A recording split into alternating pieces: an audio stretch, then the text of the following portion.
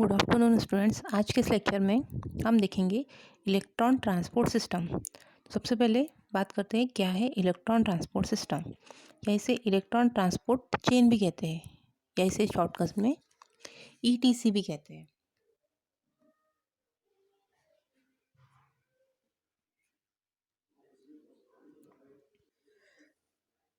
Electron transport system एक ऐसी chain है जिसमें इलेक्ट्रॉन का ट्रांसपोर्ट एक जगह से दूसरी जगह होता है, दैट इज कॉल्ड ईटीसी। और ये इलेक्ट्रॉन ट्रांसपोर्ट सिस्टम किस में होता है? माइटोकॉन्ड्रिया में होता है। पर्टिकुलर जो माइटोकॉन्ड्रिया है इसमें दो पार्ट्स होते हैं जिसमें ये साइकिल कंप्लीट होती है। एक होता है हमारा inner mitochondrial membrane and second होता है इंटर मेम्ब्रेन स्पेस।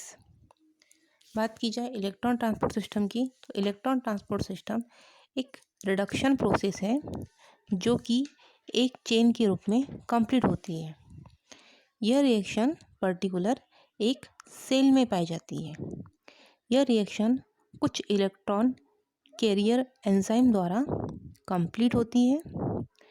इन इलेक्ट्रॉन के होने से बहुत सी फ्री एनर्जी एटीपी के रूप में स्टोर हो जाती है, एवं एटीपी के रूप में स्टोर होने वाली एनर्जी एवं इस रिएक्शन को ऑक्सीडेटिव फॉस्फोराइजेशन कहते हैं। बात की जाए कि इलेक्ट्रॉन ट्रांसपोर्ट सिस्टम है, तो इलेक्ट्रॉन ट्रांसपोर्ट सिस्टम में मेनली अगर बात की जाए तो दो स्टेप में ये प्रोसेस कंप्लीट होती है। तो जो फर्स्ट स्टेप है,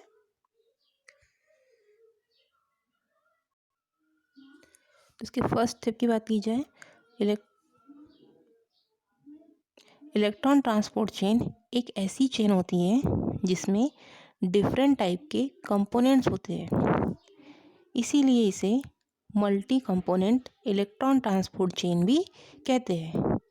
यह हमेशा किस में होती है? मेम्ब्रेन में होती है। अगर हम सेकंड स्टेप की बात की जाए, यूकेरियोटिक ऑर्गेनिज्म में यह चेन माइटोकॉन्ड्रियल मेम्ब्रेन में होती है। इसके अलावा क्लोरोप्लास्ट के रूप में भी यह मेम्ब्रेन पाई जाती है, जबकि जो प्रोकैरियोटिक माइक्रो ऑर्गेनिज्म में यह चेन जो है साइटोप्लाज्मिक मेम्ब्रेन में पाई जाती है। हम इलेक्ट्रॉन ट्रांसपोर्ट सिस्टम की डेफिनेशन की बात की जाए तो देखिए definition, ETC is a series of reaction which undergoes transport of electron from electron donor to electron acceptor by using redox potential या redox reaction। मीन्स ETC एक ऐसी सीरीज है या फिर एक ETC एक ऐसी रिएक्शन है जिसमें इलेक्ट्रॉन का ट्रांसपोर्ट होता है। एक इलेक्ट्रॉन डोनर से इलेक्ट्रॉन एक्सेप्टर की तरफ क्या होता है? इलेक्ट्रॉन का ट्रांसपोर्ट होता है, वो भी एज अ रेडॉक्स रिएक्शन के through, is known as ETC।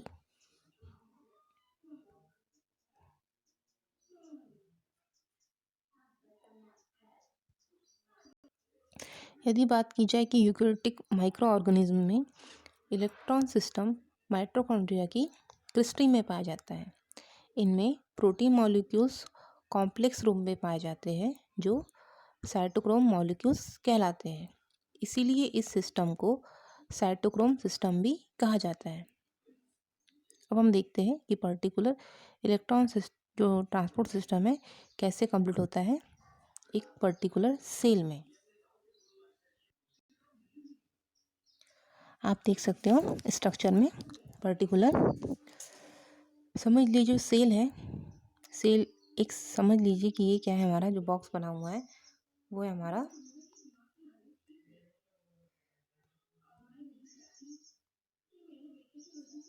Cytosol. ठीक है, ये जो है साइटोसॉल है जिसमें ग्लाइकोलिसिस चल रहा है। तो इस कंडीशन में क्या होगा कि पर्टिकुलर ग्लूकोज कन्वर्ट होगा पायरुवेट में। ठीक है, तो ग्लूकोज किस में कन्वर्ट हुआ है? पायरुवेट में। देन इसके बाद क्या होगा? पायरुवेट कन्वर्ट होगा एसिटिल कोए में। ठीक है, तो यहाँ पे पर्टिकुलर पायरुवेट जो है कन्वर्ट हो रहा है एसिटिल कोए में। देन एसिटिल कोए ये कहाँ जाएगा? क्रेब्स साइकिल में। जो एसिटिल कोए ये जाता है क्रेब्स साइकिल में। क्रेब्स साइकिल को क्या कहा जाता है? CAC मतलब होता है साइट्रिक एसिड साइकिल। ठीक है, तो ये क्या होता है? हमारा ग्लाइकोलिसिस होता है। इस प्रकार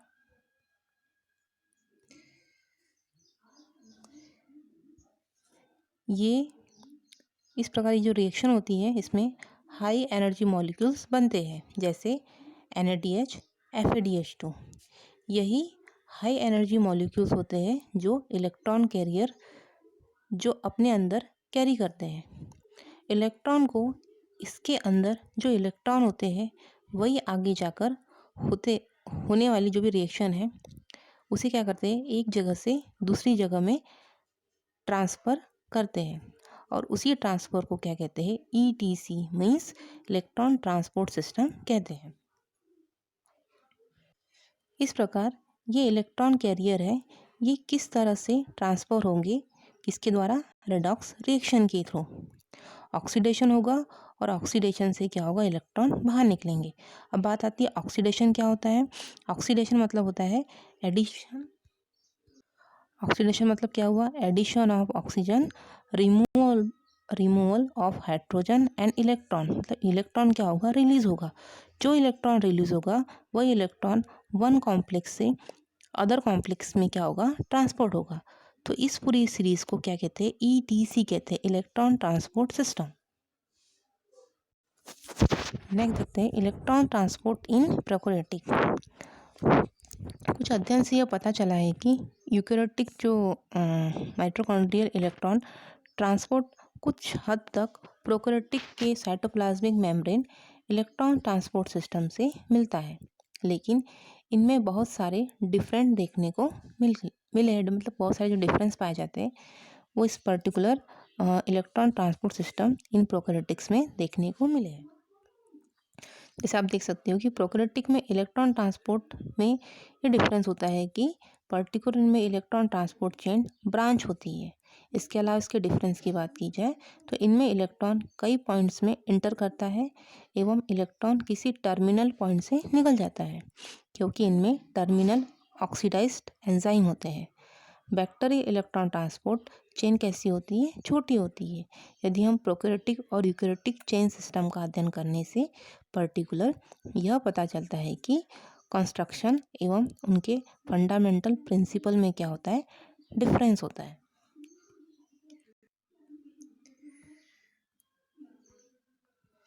आप स्ट्रक्चर में देख सकते हैं, यहाँ आप देख सकते हैं कि ये पर्टिकुलर बैक्टीरिया का सेल स्ट्रक्चर है। इस बैक्टीरिया के सेल स्ट्रक्चर में देखिए यहाँ पे प्रेजेंट है हमारा साइटोप्लाज्मिक मेम्ब्रेन एंड साइटोप्लाज्म।